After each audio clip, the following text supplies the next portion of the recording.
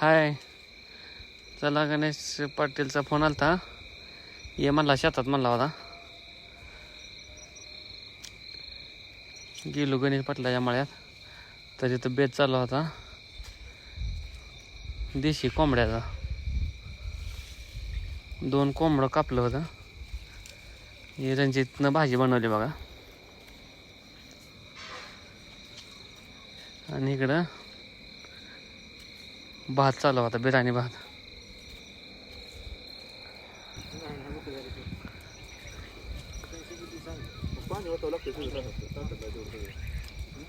प्रिज्वल होता. गणेश पाटला 2 मेहून आलत जेवायला.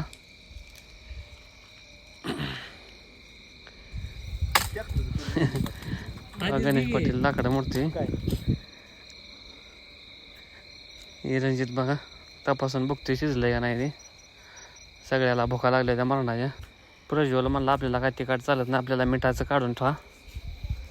मग त्याला मिठाचं काढलं होतं. सगळी जेवण पिवण झाली बघा. एवढं शिल्लक राहिलं होतं.